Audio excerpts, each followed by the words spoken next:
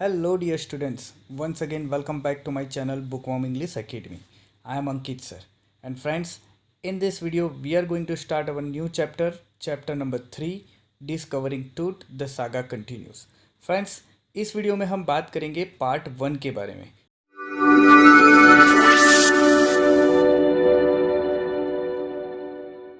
Friends, in this video, we are going to start our new chapter from our Hornbill book. That is chapter number 3, Discovering Tooth. The saga continues. And as usual, the whole chapter is divided into two parts. So today, we are going to see part number 1. And one more thing, you will notice that there are plenty of hard words given in the textbook. So don't forget to get their meanings from this video. So let's start our part number 1. Unit number 3, Discovering Tooth, the saga continues. Part number 1, which was written by A.R. Williams. So friends, this chapter is about the last heir of the powerful pharaoh dynasty, Tutankhamun, who died when he was a teenager after ruling for 9 years. He died in a mysterious way, and this chapter throws light over all the possible mysteries. The curse, where his tomb lies, his life, and ultimately death. Egyptians believed that there is life after death, and that is the reason why the pharaohs were buried with wealth and everyday use items. So friends, for getting more details on Tutankhamun, let's go to our part number 1. He was just a teenager when he died. वो मात्र एक बालक था जब उसकी मृत्यु हुई. The last heir of a powerful family that had ruled Egypt and its empire for centuries. He was laid to rest laden with gold and eventually forgotten. वो उस एक शक्तिशाली घराने का अंतिम वारिस था जिसने इजिप्ट के साम्राज्य पर सदियों तक शासन किया था. उसे सोने से लाद कर दफना दिया गया था और बाद में उसे बुला दिया गया था. Since the discovery of his tomb in 1922, the modern world has speculated about what happened to him, with murder being the most extreme possibility. 1922 में उसके मकबरे की खोज के बाद से जो मॉडर्न वर्ल्ड है ये अंदाज़ा लगा रहा है कि उसके साथ क्या हुआ था, जिसमें उसकी हत्या की संभावना बहुत ही ज़्यादा थी. Now living his Tom for the first time in almost 80 years, Tooth has undergone a CT scan that offers new clues about his life and death and provides precise data for an accurate forensic reconstruction of the boy's pharaoh.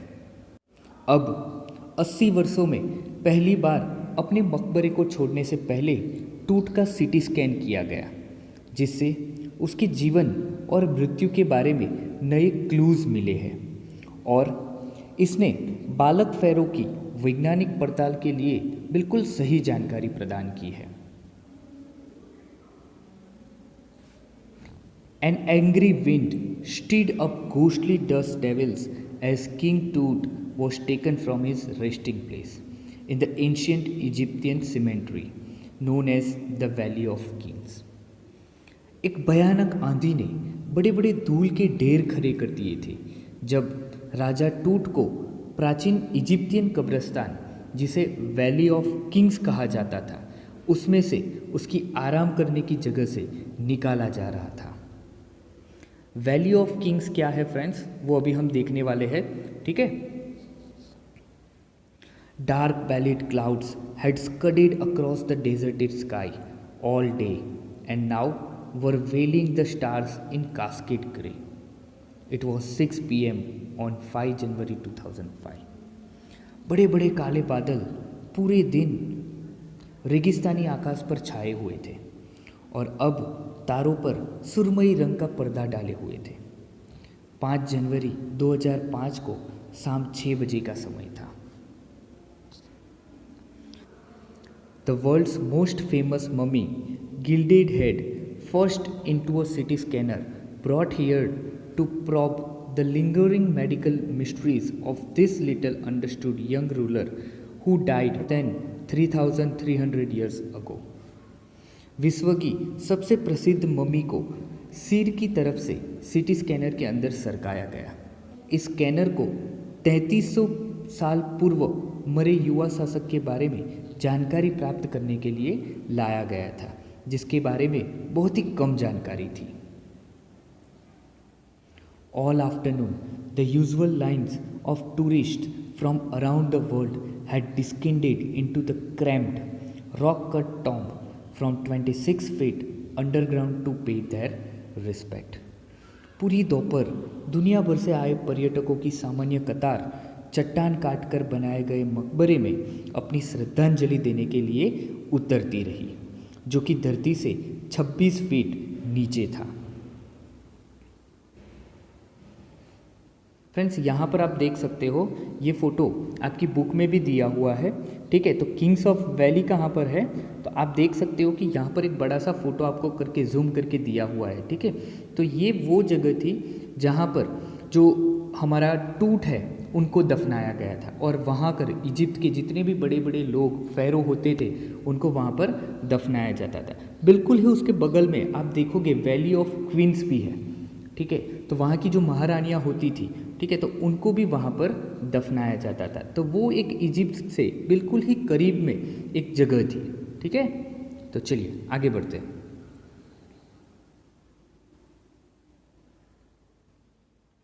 They gazed at the murals on the walls of the burial chamber and peered at Tut's gilded face, the most striking feature of his mummy-shaped outer coffin lid.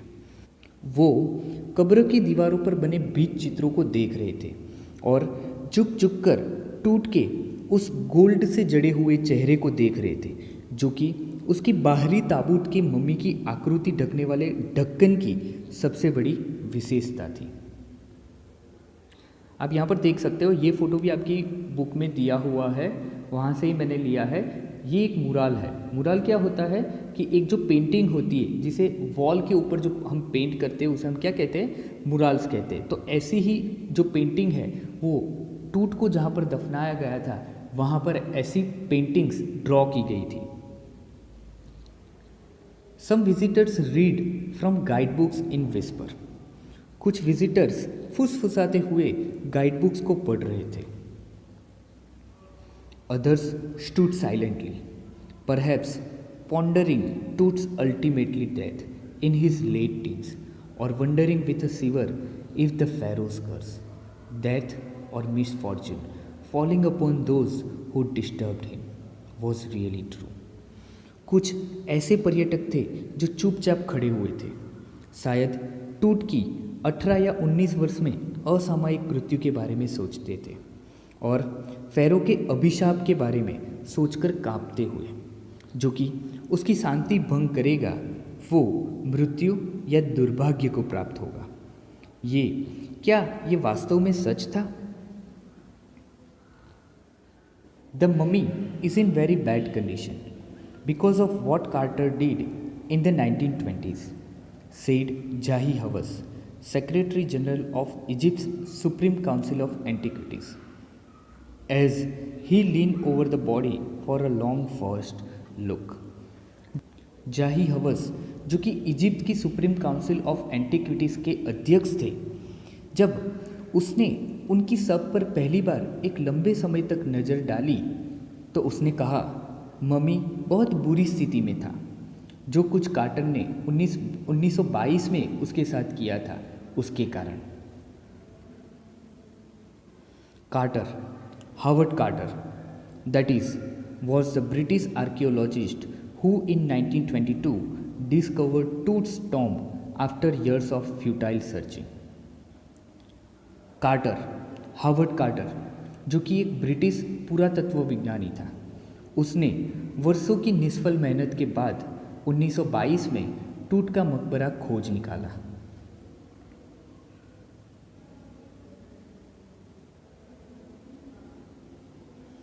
It's contained though hastily rescued in antiquity, were surprisingly complete. उसके अंदर की चीज़ें आश्चर्यजनक ढंग से पूरी थी, हालांकि काफ़ी समय पूर्व उनकी जल्दबाजी में छानबीन की गई थी। They remain the richest royal collection ever found and have become part of the Pharaoh's legend. और वो अब तक का सबसे बहुमूल्य शाही खजाना माना जाता है और फ़ैरो की दंत कथा का हिस्सा बन गया है। Stunning artifacts in gold, their eternal brilliance meant to guarantee resurrection, caused a sensation at the time of the discovery and still get the most attention. और खोज के समय सोने की हैरान करने वाली हस्तकृतियों ने सनसनी फैला दी थी और उसकी शाश्वत चमक का अर्थ है पुनर्जीवन की गारंटी। ये चीज़ अब भी सबसे अधिक ध्यान आकर्षित करती है। But Tut was also buried with everyday things he would want in the afterlife. Board games, a bronze razor, linen undergarments, cases of food and wine. लेकिन टूट को हर रोज़ उपयोग में लाई जाने वाली चीज़ों के साथ भी दफन किया गया था, जिसकी उसे मृत्यु के बाद आवश्यकता पड़ सकती थी। जैसे हम कह सकते हैं कि बोर्ड गेम्स, कांसे का बना एक रेज़र, लीलन के बने अंडरगारमेंट्स और भोजन और शराब के डिब्बों के साथ। After months of carefully recording the pharaoh's funerary treasures, Carter began investigating his 3 nested coffins. महीनों तक फ़ैरो के साथ दफन किए गए खजाने को ध्यानपूर्वक रिकॉर्डिंग करने के बाद कार्टर ने कवचों में रखे उनके 3 ताबूतों की जांच शुरू की। Opening the first, he found a shroud adorned with garland of willow and olive leaves, wild celery, lotus petals, and cornflowers. The faded evidence of a burial in March or April. Friends, अब यहाँ पर आप देख सकते हो ये shroud होता क्या है, ठीक है। और ये garland of willow, olive leaves, wild celery, lotus petals, ये सभी चीज़ें क्या है तो मैं आपको यहाँ पर दिखा रहा हूँ। अब देख लेना।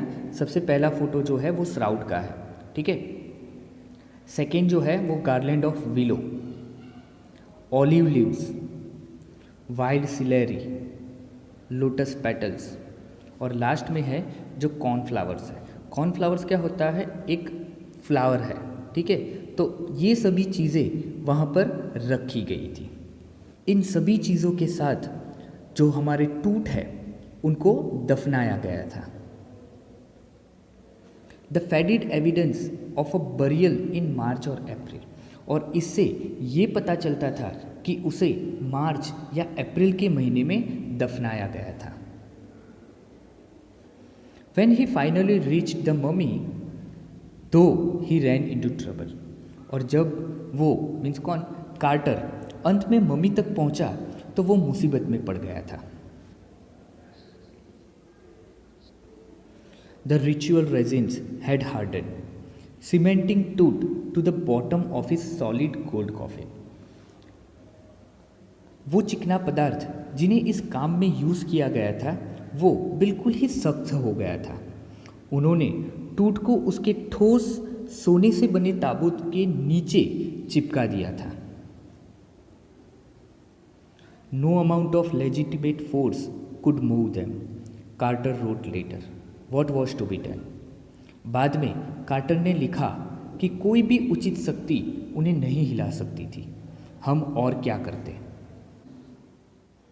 The sun can beat down like a hammer for this south in Egypt, and Carter tried to use it to loosen the resins. Egypt के इस सुंदर दक्षिणी भाग में सूर्य एक हथौड़े के जैसे काम करता है और कार्टर ने चिपकाने वाले पदार्थों को पिघलाने के लिए इसके प्रयोग का प्रयास किया। For several hours, he set the mummy outside in blazing sunshine that heated it to 149 degrees Fahrenheit. Nothing bulged. कई घंटों तक उसने मम्मी को तेज़ धूप में रखा, जिसने इसे 149 डिग्री फ़ारेनहीट तक गर्म कर दिया, लेकिन कुछ भी हिला नहीं। He reported with scientific detachment that the consolidated material had to be chiseled away from beneath the limbs and trunk before it was possible to raise the king's remain. फिर उसने वैज्ञानिक भाषा में लिखा कि राजा के अवशेषों को ऊपर उठाने के लिए पहले चिपकाने वाले पदार्थ को छेनी से काटकर अलग करना पड़ा था। इसके पहले कि राजा के अवशेषों को ऊपर उठाना संभव हो पाता, जो उसके बाजुओं, टांगों और धड़ के नीचे जमा पड़ा था।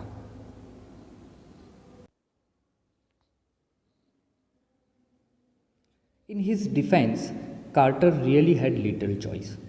अपने बचाव में वास्तव में कार्टर के पास दूसरा कोई चारा नहीं था। If he hadn't cut the mummy free, thieves most certainly would have circumvented the guards and ripped it apart to remove the gold. और अगर वो मम्मी को काटकर अलग नहीं करता तो चोर गार्ड्स को मूर्ख बनाकर मम्मी को तोड़ फोड़ देते और सोना ले जाते। In Tooth's time, the royals were fabulously wealthy, and they thought or hoped they could take their riches with them. टूट के समय में राजवंश के लोग बहुत ही धनिक होते थे और वो सोचते थे या फिर आशा करते थे कि वो अपने धन को अपने साथ दूसरी दुनिया में ले जा सकते हैं। For his journey to the great beyond, King Tut was lavished with glittering goods, precious collars, inlaid necklaces and bracelets, rings, amulets, a ceremonial apron, sandals, slits for his fingers and toes, and the now iconic inner coffin and mask, all of pure gold. इस महान यात्रा के लिए खुले दिल से टूट को जो चीज़ उपहार स्वरूप दे दी गई थी वो सारी ये थी। तो फ्रेंड्स, यहाँ पर आप देख सकते हो कि कुछ इमेजेस आपको दिख रही होगी। तो सबसे पहला क्या है कि प्रीशियस कॉलर है, ठीक है। तो ऐसे बहुत ही गोल्ड से जड़े हुए जो प्रीशियस कॉलर्स जिसे हम नेक में पहनते हैं, वैसे कॉलर के साथ उनको दफनाया गया था। दूसरी जो पिक्चर है वो किसकी है? अम्यूल्स, जिसे हम तावीज़ कहते हैं, उसकी है। उसके बाद है अ सेरेमोनियल एप्रोन, सैंडल्स, और जो लास्ट पिक्चर आप देख रहे हो वो किसकी है? स्लीट्स की है, for his fingers and toes. अब छोटे छोटे बंदूक की गोली जैसे आप वो जो पिक्चर देख रहे हो, ठीक है, वो क्या है? स्लीट्स है। उसे क्या किया जाता है, जो हमारी फिंगर्स होती है उसके ऊपर चढ़ा दिया जाता है, ठीक है, ताकि अब ऑब्वियस है कि मम्मी कहाँ पर रखा गया है, ठीक है, एक बंद कमरे में रखा गया होगा, वहाँ पर कोई जाने वाला नहीं है। तो कुछ टाइम के बाद वो क्या हो जाने लगेगा? डिके होने जाने लगेगा, सड़ने लगेगा। तो उससे बचाने के लिए उसे क्या पहनाया जाता था? ऐसे स्लीट्स पहनाए जाते थे। और सभी चीज़ें किसकी बनी थी? गोल्ड की बनी थी।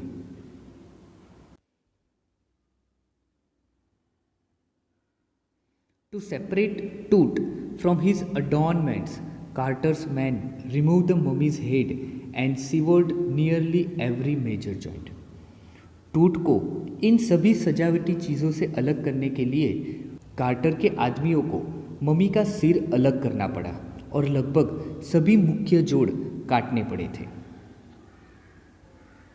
Once they had finished, they reassembled the remains on a layer of sand in a wooden box with padding that concealed the damage. The bed were Tut now rest. एक बार उन्होंने काम खत्म कर लिया तो उन्होंने सभी भागों को लकड़ी के बॉक्स में रखकर दोबारा जोड़ दिया और उसे रेत की एक परत पर रखा और हानि से ढकने के लिए उन्होंने गद्दियों का उपयोग किया। यह वो बिस्तर है जहां अभी टूट आराम कर रहे हैं। Archaeology has changed substantially in intervening decades, focusing less on treasure and more on the fascinating detail of life and intriguing mysteries of death. बीच के दशकों में पुरातत्व विज्ञानी की तकनीक में बहुत ज़्यादा बदलाव आया है। खजाने की तरफ कम ध्यान दिया जाता है और जीवन के रोचक विवरणों और मृत्यु के जटिल रहस्यों की तरफ ज़्यादा ध्यान दिया जाता है। It also uses more sophisticated tools, including medical technology.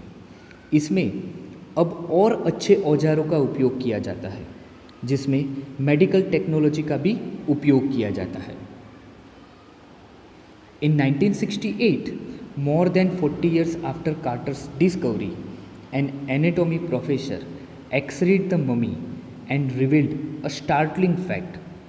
Beneath the resin that cakes his chest, his breastbone and front ribs are missing. 1968 में कार्टर की खोज के 40 वर्ष से भी अधिक समय के बाद एक एनाटॉमी के प्रोफेसर ने मम्मी का एक्सरे किया और एक चौंकाने वाली हकीकत सामने आई।